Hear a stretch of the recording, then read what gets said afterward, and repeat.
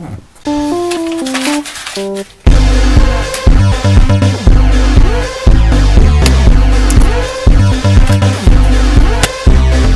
recently went on an incredible trip to Iceland with school, and I'd love to tell you all about it, so let's begin. So to start off with, we went in a coach to Heathrow Airport in London.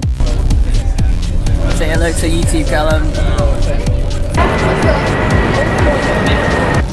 Okay, so current situation is we're all waiting for our flight, and we're running more on caffeine than blood at the moment. Welcome to the Casino Royale. We're playing the game with the catchiest name ever, which is you don't want to pick up the queen or you lose. Tomlie, wait.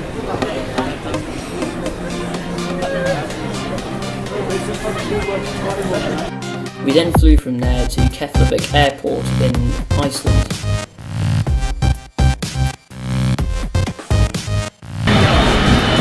Okay, this is the first walk we've taken in Iceland Air. Tom, what's your first impressions of the temperature? It's not that bad. Yeah, it's alright, isn't it? And it's not raining as well, so you might see the northern lights, which would be awesome. Let's go. So once we got there, we went straight to an amazing place called the Bridge Between Continents. And it's a bridge that spans the gap between the Eurasian plate and the North American plate. So after that we saw this incredible sunset right by the sea, and we took loads of fantastic photos of it. After that we went to the nearby mud pools, which were boiling pools of water in the ground, spewing out volcanic gases, which absolutely stank of rotten eggs. By the end of this day we were all absolutely shattered and we needed to get straight into the hotel. So we went back to Reykjavik and stayed in this hotel room. What's your first impression of this room? Sick, bro. Absolutely sick. Look at the view. You know, well. Car park. Yo, and then you got this thing. It's nice. It's Yeah. nice beds, towels, and hangers. Very fancy. Yeah. These hotels never have plugs. Next we went to a national park which had more plate tectonic gaps, fantastic panoramic views of the mountains, some waterfalls, and many other amazing things. Up till now, most of the trip had been sightseeing, but then we went lava tube caving. We had to pick our way over boulders with head torches on, and we had a fantastic time there. We then went to a dairy farm, and we had the ice cream that was made by the dairy farm, and we could look over the cows which had actually made the milk. After this, we had one of the main highlights of the trip, the geyser. This geyser exploded once every 5 to 6 minutes, and it was really intense as we were all crowding around with our cameras waiting for it to blow up, and then when it did, it was just an incredible spectacle. There it is.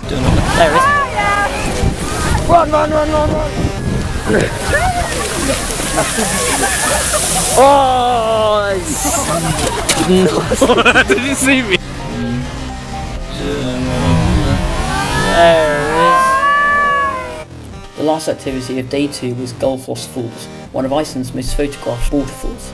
It means the Golden Waterfall in English, and it is a huge waterfall, which is incredibly powerful to see. After that, it was time for bed, and we went to the hotel. Yeah, it's basically not a hotel, it's just like a sort of bunkhouse. What's your opinion on the hotel, Callum? Pretty good. It's pretty good. But little did we know, there was something amazing waiting for us. After a whole day of snow and stormy weather, the last thing we expected to see was clear skies, ready for the northern lights to come out. It was an incredible spectacle to see them. I've always wanted to see the northern lights, and they did not disappoint at all. So on day 3, the first thing we did was see a fantastic waterfall which you could actually go behind. It was 65 metres high, and we could go in a little cave right behind it, and you could see the actual waterfall from behind, which was amazing.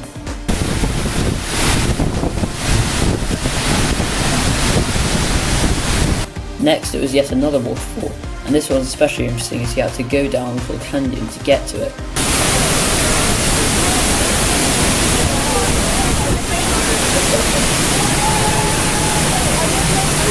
We then visited yet another waterfall. This one was also 65 metres high, but it was much wider. We went up this huge viewpoint to see it from above, which was pretty amazing.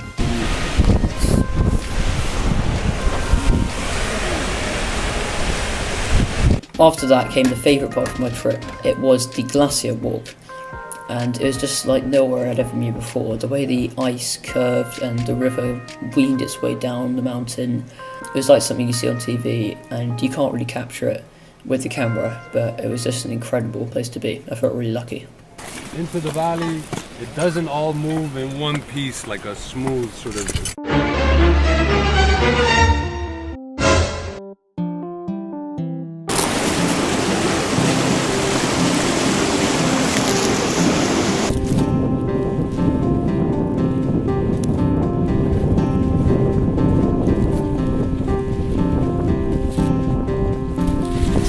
After a tiring day, we had what I thought was the best hotel of all.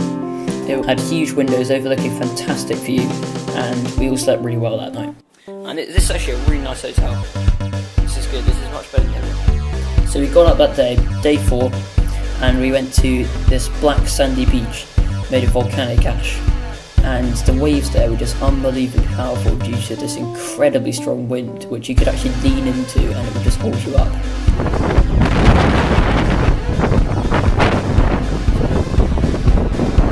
So we've been making our way from Reykjavik south in the country so far, and we needed to go all the way back to Reykjavik, so we had a huge drive all the way back up to the capital city, and we went to a swimming pool there, which obviously I couldn't capture any footage of, but it was geothermally heated and it was really nice and warm.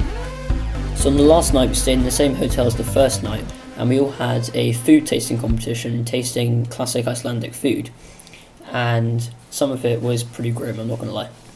Wait, Ollie! Wait, if you don't get it down your mouth, I'm gonna kill you. It's probably going to taste disgusting. We went to the famous Blue Lagoon and swam there, and it was just amazing. It was like nowhere I'd ever been before. It was a fully natural pool, and the water was absolutely bright blue, and you couldn't even see through it. It was almost like bathing in milk.